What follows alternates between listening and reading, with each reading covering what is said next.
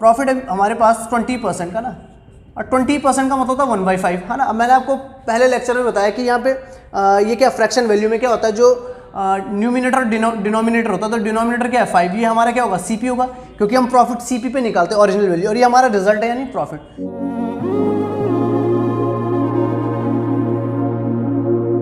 Hello दोस्तों, बहुत बहुत स्वागत है आपका हमारे यूट्यूब चैनल PRK एडवर्टाइजमेंट में। पिछली क्लास में हमने प्रॉफिट एंड लॉस पढ़ा था। हम प्रॉफिट एंड लॉस के 2 लेक्चर पढ़ चुके हैं। आज हम तीसरा लेक्चर पढ़ने वाले हैं, ठीक है। इसमें कुछ क्वेश्चन को सॉल्व करने वाले हैं।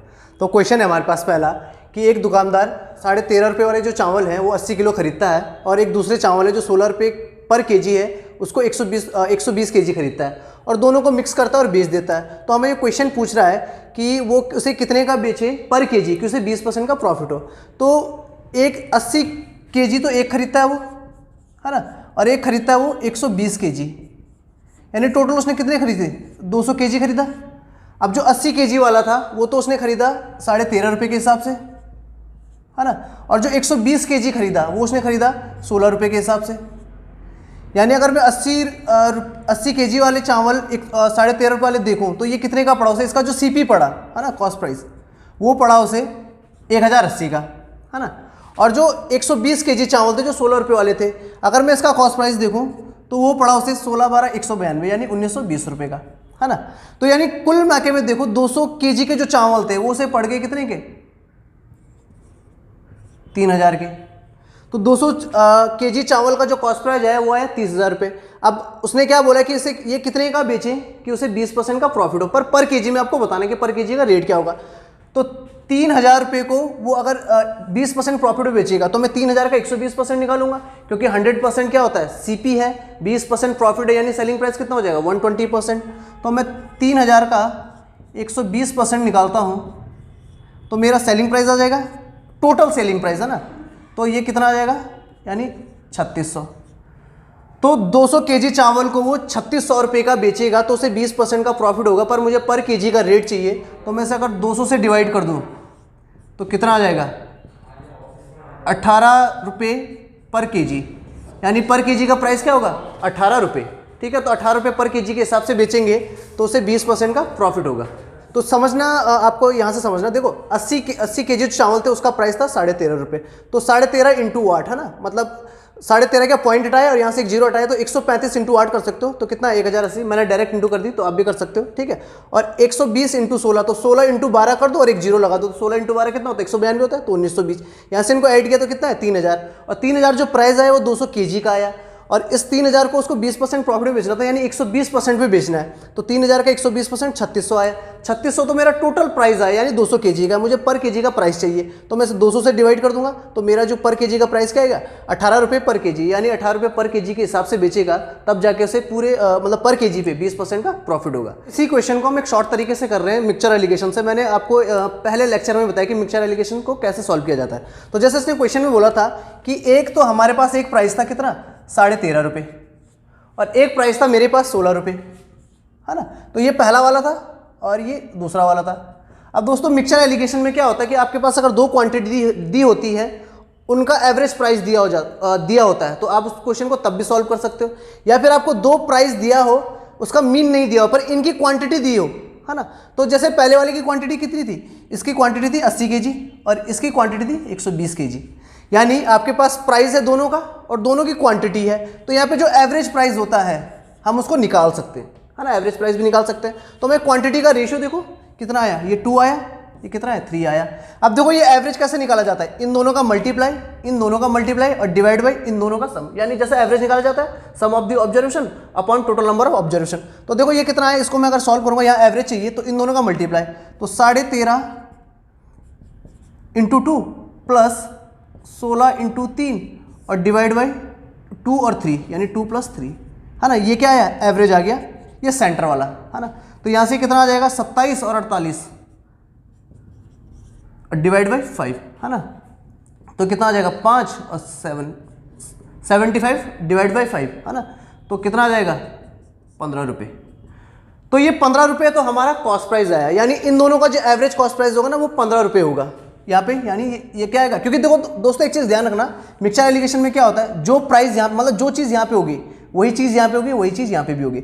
यानी अगर ये CP है तो ये भी CP होगा, तो इधर भी सेंटर में हमारा CP आना चाहिए। तो मेरा CP क्या आया 15 रुपये पर kg का। बट मुझे इसे कितना 20% प्रॉफिट में बेचना है, यानी 120 में बेचना है, तो मैं 15 का 120 निकाल दूंगा, 15 का 120% निकाल दूंगा।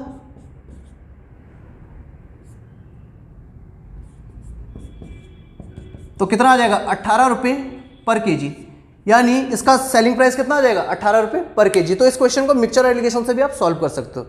तो दोस्तों आई होप आपको समझ में आ गया होगा। तो चलते हैं नेक्स्ट क्वेश्चन की ओर।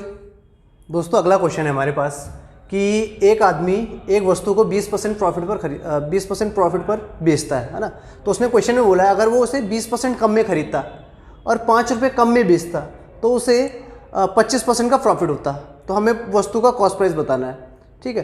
तो दोस्तों मैंने इसमें क्वेश्चन में क्या बोला 20% प्रॉफिट में बेचा, तो मैंने क्या कॉस्ट प्राइस मान लिया कि सपोज हमारा कॉस्ट प्राइस था 100x, है ना। तो दोस्तों मैंने 100x इसलिए माना है ना, हम x भी मान सकते हैं, 100 यूनिट भी मान सकते हैं। 100x मानने का मतलब ये है कि आप जैसे यहाँ पे 25% दिए हुई ना, तो 25% में ये परसेंटेज वाला साइन आ जाता है। तो 25 इसको मतलब मैं क्या लिखूंगा 1/4। अब मैं x का 1/4 निकालूंगा तो x/4 आ जाएगा। तो मेरे लिए एक फ्रैक्शन वाली वैल्यू बन जाती है, जो थोड़ा सा कैलकुलेशन में क्या होता है डिफिकल्ट होता है इसके कंपैरिजन में, जहाँ पे आपके पास क्या 100 होता है। तो मैंने CP को 100x मान लिया, सिंपल सा, है ना। तो अब इसने क्या बोला है कि इसे कितने % प्रॉफिट में बेचा है, 20% प्रॉफिट में बेचा है, यानी SP कितना हो जाएगा, SP हो जाएगा हमारा इसका 120% निकालूँ तो 100x का 120% कितना हो जाएगा 120x, यानी सेलिंग प्राइस कितना आ जाएगा 120x। अब उसने क्या बोला है कि इसे 20% कम में खरीदता, यानी अब न्यू CP, है ना, CP की बात कर रहा हूँ। न्यू CP हो जाएगा इसका 20% लेस, यानी 80% में खरीदेगा तो 80x हो जाएगा। और 5 रुपये कम में बेचता तो उसे 25% का प्रॉफिट होता, ठीक है। तो ये 5 रुपये वाला हम बाद में देखेंगे, पहले देखेंगे उसे 25% प्रॉफिट होता, है ना। तो नया CP तो ये है, नया SP कितना आ जाएगा,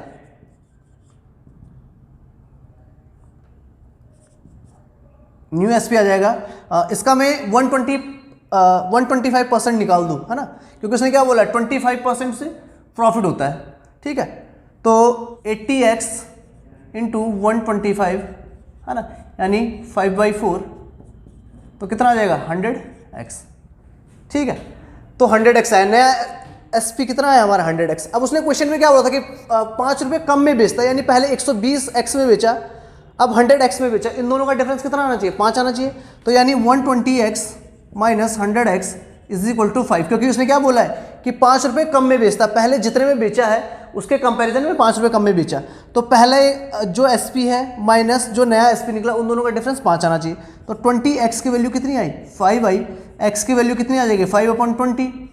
बट मुझे क्या 100x की वैल्यू निकालने की, कॉस्ट प्राइस कितना है 100x, तो 100x से मल्टीप्लाई कर दो इधर भी और इधर भी, तो कितना आ जाएगा 100x इज इक्वल टू 25, यानी उसका कॉस्ट प्राइस कितना था 25, है ना। तो यहाँ पे समझो क्वेश्चन में क्या बोला था उसने कि 20% प्रॉफिट में बेचता है किसी वस्तु को। तो सपोज मैंने मान लिया कॉस्ट प्राइस क्या था 100x था, तो सेलिंग प्राइस कितना हो जाएगा 120x। अब उसने बोला अगर उसे 20% कम में खरीदता, पहले 100 में खरीदा था 100x में, उसका 20% कम में खरीदता यानी 80x में खरीदता, और 5 रुपये कम में बेचता, यानी जितने पहले का बेचा है उसके कंपैरिजन में बाद में जो बेचेगा उन दोनों का अंतर कितना होना चाहिए 5 रुपये। तो बाद में कितने का बेचा, और उसने क्या बोला है कि 25% का प्रॉफिट होता। तो यानी 80 का मैं 125% निकालूंगा तो कितना आएगा 100x। अब पहला जो पुराना SP है और जो नया SP, इन दोनों के बीच का डिफरेंस कितना होना चाहिए 5, क्योंकि उसने क्वेश्चन में क्या बोला है कि 5 रुपये कम में बेचता, है ना। तो 120x minus 100x is equal to कितना आया 5 आया ना। तो 20x की वैल्यू कितनी आई 5 आई, 100x की वैल्यू कितनी आ जाएगी 5/20 इंटू 100, तो कितना आ जाएगा 25x, ठीक है। तो 25 क्या 100x बराबर कितना आ जाएगा 25, तो हमारा आंसर कितना है 25, ठीक है। तो मूव करते हैं नेक्स्ट क्वेश्चन की ओर। तो दोस्तों अगला क्वेश्चन है हमारे पास कि एक आदमी एक वस्तु को ना 20% प्रॉफिट बेचता है, अगर वो उसे 600 रुपये कम में खरीदता और 400 रुपये कम में बेचता तो उसे 10% ज़्यादा प्रॉफिट होता, तो उसका कॉस्ट प्राइस बताइए, ठीक है। तो दोस्तों यहाँ पे क्या है, प्रॉफिट कितना है हमारे पास, प्रॉफिट है हमारे पास 20% का ना, और 20% का मतलब होता है 1/5, है ना। अब मैंने आपको पहले लेक्चर में बताया कि यहाँ पे ये क्या फ्रैक्शन वैल्यू में क्या होता है, जो न्यूमिनेटर डिनोमिनेटर होता है, तो डिनोमिनेटर क्या है 5, ये हमारा क्या होगा CP होगा, क्योंकि हम प्रॉफिट CP पे निकालते हैं ओरिजिनल वैल्यू, और ये हमारा रिजल्ट है यानी प्रॉफिट। यानी अगर मैं देखूँ CP और SP कितना आ जाएगा, CP 5 आ जाएगा, एक प्रॉफिट में बेचा यानी 6 में बेचेगा, तो 5/6। अब मैं इसको कॉमन नंबर से मल्टीप्लाई कर दूँ क्योंकि मुझे नंबर चाहिए, तो 5x और 6x, ठीक है। अब इसने क्या बोला कि वो कितना 600 रुपये कम में खरीदता है, यानी 5x को 5x माइनस 600, 600 रुपये कम में खरीदता और कितना 400 रुपये कम में बेचता, तो 6x माइनस 400, तो उसे कितना प्रॉफिट होता है, 10% ज़्यादा का प्रॉफिट होता है। यानी जो नया प्रॉफिट आएगा, नया प्रॉफिट जो आएगा हमारे पास वो कितना आ जाएगा, 20% पहले था और 10% और हो गया, यानी 30% का, है ना। तो 20 + 10 यानी कितना 30%, और 30% का मतलब क्या होता है 3/10, यानी अगर ये CP होगा 10 CP होगा तो 3 प्रॉफिट होगा, यानी 10 की चीज़ को 3 प्रॉफिट, यानी कितने बेचेगा 13 में। तो ये CP है, तो CP हमारा कितना है 10 है, और ये हमारा SP है, SP हमारा कितना है 13 है। यहाँ से क्रॉस मल्टीप्लाई कर दो, है ना, तो कितना आ जाएगा, यहाँ से 13 की मल्टीप्लाई दोनों के साथ करूँगा तो 13 × 5 = 65x, और ये कितना आ जाएगा -7800, और यहाँ से इसकी मल्टीप्लाई इसके साथ कर दो तो कितना आ जाएगा 60x, और ये कितना आ जाएगा 4000, है ना। तो x एक साइड ले आओ और नंबर एक साइड ले आओ, तो यहाँ से कितना आ जाएगा, इन दोनों को मैं माइनस करूँगा तो 5x, और इसको इधर ले जाऊँगा तो 7800 में से 4000 माइनस करेंगे तो कितना आ जाएगा 3800, ठीक है। तो 5x = हमारा कितना है 3800, यानी हमारा कॉस्ट प्राइस कितना था 3800 रुपये, ठीक है, क्योंकि मुझे 5x की वैल्यू निकालनी थी, तो 5x = कितना है 3800 रुपये, ठीक है। तो इस क्वेश्चन को कैसे सॉल्व किया हमने, उसने क्वेश्चन में क्या बोला है 20% प्रॉफिट में बेचा है, तो 20% प्रॉफिट का मतलब होता है 1/5, यानी अगर 5 CP होगा तो एक प्रॉफिट यानी 6 में बेचेगा। तो CP और SP का रेशियो आया था 5:6, मैंने इसे नंबर में कन्वर्ट कर दिया, तो x के साथ क्या मल्टीप्लाई कर दी, तो CP 5x SP 6x।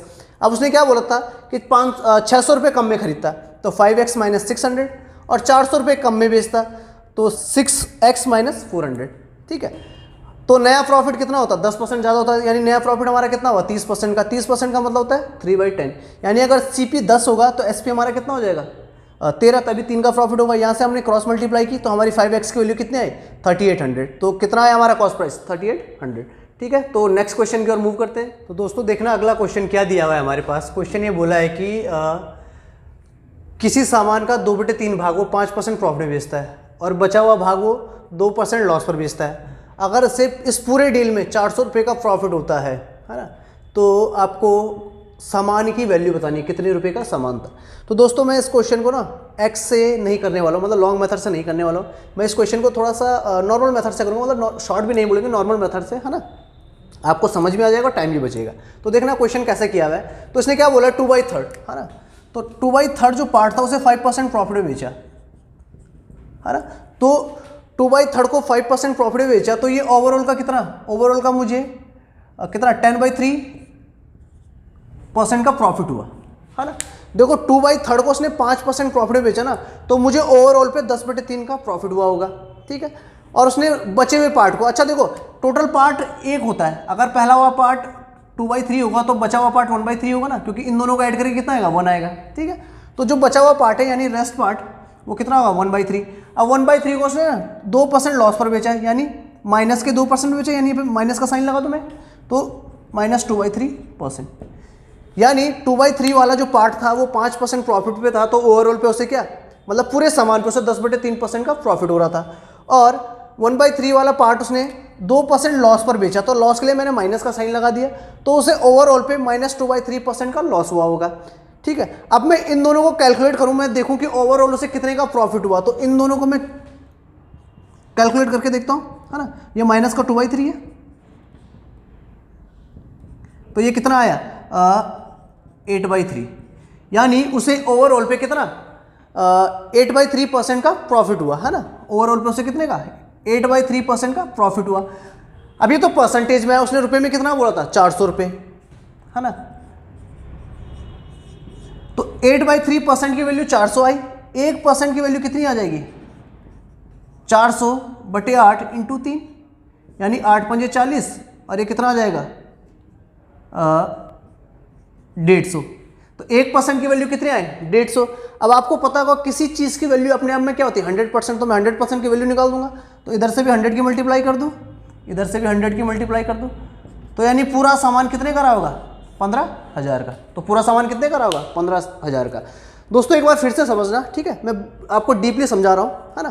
तो 2/3 पार्ट जो था वो 5% प्रॉफिट में बेचा, तो जो 2/3 भाग था ना वो 5% प्रॉफिट पे बिका, तो 5% प्रॉफिट तो उसे सिर्फ 2/3 भाग पे हो रहा था। अगर आप इसको टोटल के रिगार्डिंग देखो तो उसे 10/3 का प्रॉफिट हो रहा होगा, टोटल के रिगार्डिंग है ना, प्रॉफिट हो रहा है 10/3 का। अब जो बचा हुआ पार्ट, अब 2/3 अगर उसने प्रॉफिट में बेचा है, 2/3 एक पार्ट बेच दिया तो 1/3 पार्ट बचा हुआ है, क्योंकि दोनों मिलाकर 1 होगा, है ना। तो 1/3 पार्ट उसने क्या 2% लॉस पर बेचा, तो मैंने इस पर यहाँ पे माइनस का साइन लगा दिया, यानी 1/3 2% लॉस पे, तो ओवरऑल पे से कितना 2/3% का लॉस हो रहा होगा। तो मैंने इन दोनों को कैलकुलेट किया, ये प्रॉफिट पे था, ये लॉस पे था, यानी यहाँ पे माइनस का साइन आ जाएगा। तो यानी उसे ओवरऑल पे ना प्रॉफिट हो रहा था 8/3% का। अब 8/3% परसेंटेज में था, रुपये में कितना दिया हुआ है 400, तो 8/3% की वैल्यू 400 है, 1% की वैल्यू आ जाएगी 400/8 × 3, यानी कितना 150। और मुझे 100% की वैल्यू चाहिए, क्योंकि कोई भी सामान अपने आप में क्या होता है 100%, तो 100% की वैल्यू कितनी आएगी 15,000 रुपये। तो आपको आ गया होगा समझ में, ठीक है। तो चलिए बढ़ते हैं नेक्स्ट क्वेश्चन की ओर।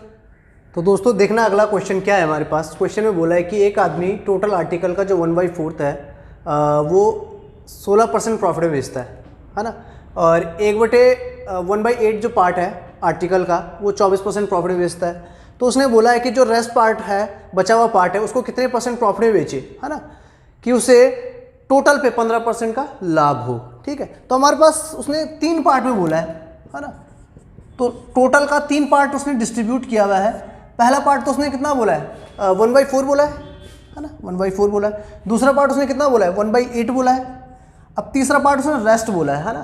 तो अब मैं देखूं अगर इस वाले इन दोनों को मैं 1 में से मैं इन दोनों को माइनस कर दूंगा, है ना, तो मेरा रेस्ट पार्ट आ जाएगा, है ना। तो रेस्ट पार्ट कितना आ जाएगा 5/12, है ना। अब ये 5/12 कैसा है देखना, इन दोनों को ऐड करो कितना आ जाएगा, इनका एलसीएम 8 आ जाएगा, और ठीक है, और ये कितना आ जाएगा 3/8 आएगा, है ना। अब 3/8 को 1 से माइनस करोगे, है ना, तो कितना आ जाएगा 5/8 आ जाएगा। तो यानी ये वाला पार्ट हमारा कितना था 5/8, ठीक है। तो 1/4 एक पार्ट था, 1/8 एक पार्ट था, और 5/8 एक पार्ट था, है ना। अब उसने क्या बोला, तीनों के लिए अलग अलग कंडीशन बोली है कि पहला वाला जो पार्ट था उसको इसने कितने में बोला है 16% प्रॉफिट में बोला है, ठीक है। तो मैं इस वाले पार्ट को अगर 16% प्रॉफिट में, देखो प्रॉफिट के साइन के मैंने प्लस लगा दिया, 16% प्रॉफिट, यानी 1/4 पार्ट था, उसे 16% प्रॉफिट में बेचा, तो उसे ओवरऑल का कितना, तो यहां से उसे ओवरऑल का 4% प्रॉफिट मिला, है ना। 1/4 पार्ट को उसने कितने में बेचा 16% प्रॉफिट में बेचा ना, तो ओवरऑल पे उसे 4% का प्रॉफिट हुआ। 1/8 पार्ट को कितने में बेच रहा है 24% प्रॉफिट में बेच रहा है, यानी यहां से उसे ओवरऑल का 3% प्रॉफिट हुआ, है ना। 1/8 पार्ट को उसने कितने बेचा 24% प्रॉफिट में बेचा, तो ओवरऑल पे उसे 3% प्रॉफिट हुआ, है ना। अब बचे हुए पार्ट को कितने में बेचे कि उसे टोटल कितना % प्रॉफिट चाहिए 15% का। तो मैंने मान लिया कि 1/8 को उसने x% प्रॉफिट में बेचा, तो उसे ओवरऑल पे कितना प्रॉफिट चाहिए 15 चाहिए ना। तो यहाँ से कितना आ जाएगा, x की वैल्यू कितनी चाहिए मुझे x बराबर 15 - 7, यानी 8% प्रॉफिट चाहिए। यानी उसे अभी इस वाले पोर्शन को इतने % प्रॉफिट में बेचना है कि उसे टोटल पे ओवरऑल पे कितना 8% प्रॉफिट पे हो। तो मैंने मान लिया कि सपोज उसने Z% प्रॉफिट में बेचा, और तब जाके उसे कितना 8% का प्रॉफिट होगा, है ना। क्योंकि इस वाले पार्ट में मुझे क्या 8% प्रॉफिट चाहिए, क्योंकि इस वाले पार्ट में मुझे 4 हो चुका है, इस वाले पार्ट में मुझे कितना 3% हो चुका है, तो इस वाले पार्ट में मुझे 8% प्रॉफिट चाहिए ना, तभी ओवरऑल पे कितना 4 3 7 और 8 15 तभी होगा। तो यानी इस वाले पार्ट को मैंने x% प्रॉफिट में बेचा, तो कितना 8% प्रॉफिट, यानी इस वाले से मुझे कितना 8% प्रॉफिट चाहिए। तो मैंने मान लिया कि इस वाले पार्ट को ना उसने Z% प्रॉफिट में बेचा, इस वाले पार्ट को, ठीक है। ये x% तो क्या टोटल का है भाई, है ना। तो यहाँ से कितना आ जाएगा Z% की वैल्यू 8 × 8/5, है ना, यानी कितना आ जाएगा ये 64/5, है ना। अब इसको काटोगे तो 5 × 5 5 दूना 10 और 8 पंजे 40, है ना। तो 12.8% प्रॉफिट में से बेचेंगे, तब जाके कितने % का उसे प्रॉफिट होगा ओवरऑल पे, तब जाके उसे इस वाले पोर्शन पे ओवरऑल का 8% का प्रॉफिट होगा, यानी टोटल कंसाइनमेंट पे उसे 15% का प्रॉफिट होगा, ठीक है। दोस्तों एक बार फिर से समझना, क्या था कि टोटल पार्ट था, उसको 3 भागों में उसने डिवाइड किया। पहला पार्ट है 1/4, दूसरा पार्ट है 1/8, तीसरा पार्ट बचा रेस्ट पार्ट, वो 5/8 है। वो कैसे है, इन दोनों को ऐड किया, 1 में से माइनस कर दिया, ठीक है। इस वाले पार्ट को उसने 4% प्रॉफिट में बेचा, तो कितना आया हमारा 16% प्रॉफिट में बेचा, तो ओवरऑल का मुझे 4% मिला। इस वाले पोर्शन पे उसने 1/8 को उसने 24% किस में बेचा, प्रॉफिट में बेचा, तो ओवरऑल का कितना परसेंट आया, 3% आया, है ना। अब इस वाले पोर्शन को 5/8 को मैंने मान लिया कि Z% प्रॉफिट में बेचेगा और मुझे इस वाले पोर्शन पे 8% चाहिए, क्योंकि देखो 4 और 3 7 और ये वाली वैल्यू मुझे 8 चाहिए, तभी टोटल का 15% होगा। तो इस वाले पोर्शन को से 8% प्रॉफिट में बेचना पड़ेगा, ठीक है। तो यहाँ से Z की वैल्यू कितनी आ जाएगी, ये इधर चला जाएगा 64/5, तो मैंने 5 से डिवाइड किया, ठीक है, 5 एकम 5 और 5 दूना 10, 40 बचा, 8 पंजे 40, यानी इस वाले Z की वैल्यू कितनी आई 12.8%। तो 12.8% प्रॉफिट में बेचेगा तो ओवरऑल पे उसे कितना 15% का प्रॉफिट मिलेगा, ठीक है। दोस्तों आई होप सबको समझ में आया होगा, ठीक है। आज के लिए हम इतना ही करने वाले हैं, ठीक है।